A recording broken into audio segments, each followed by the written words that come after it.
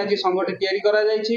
आगकू सांबादिक संघ सामाजिक कर्मी हिसाब रे सामाजिक अवहेलित हिसाब रोथिबा जिनस गुडी को हाथ को नब वृक्षरोपण ठू आरंभ करिकी रक्तदान शिविर ठू आरंभ करिकी प्रत्येक सामाजिक कर्मी हिसाब रे हाथ को नब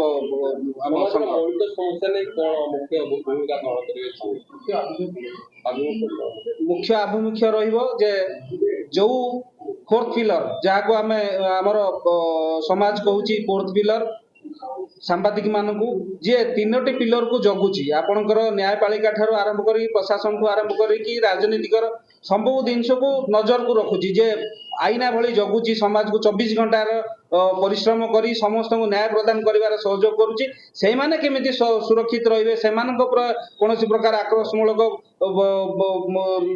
आक्रमण न हो से संघर आज आरंभ करा जायछि।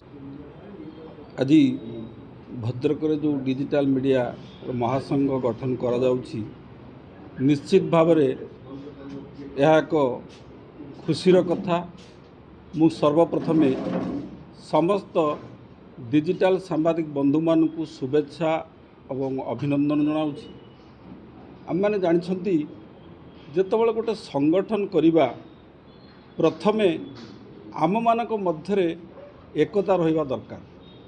संगठन होची शांत सरल एकता सहयोगर छाया तले शांति मैत्री प्रगतिर ध्वनि मधुर गुंजर तले ये जो अर्थ यदि आपण माने बुझिबे निश्चित भाव में ये जो सांबादिक संगठनटी सुदृढ़ हम।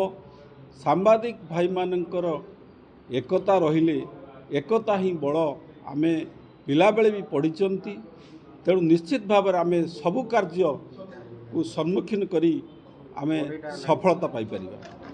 तेणु सांबादिक मानकर धर्म है समाज सेवा करिबा। तेणु गोटे गरीब लोकर मुहरे हस फुटेबा होची न्याय दबा होची सांबादिकर धर्म। निज जीवन को पानी छड़ाई से गरीब असहाय निसहाय पाखे पहुँची। बसंत कुमार राउत आपन जानते BWD जो Bhadrak web and digital media संघ जो आज स्थापना होती से जो तार मुझे उपदेष्टा आपण मैंने जानते संगठन कर मुख्य उद्देश्य होची समस्त ये जो सांबादिक भाई माने संगठित होगा सुदृढ़ एवं सशक्त होगा। जोटी जोटी संगठन सशक्त थाए सुदृढ़ थाए सेठी समाज पाई राष्ट्र गठन पाई किछि कार्य निश्चित करि थाए।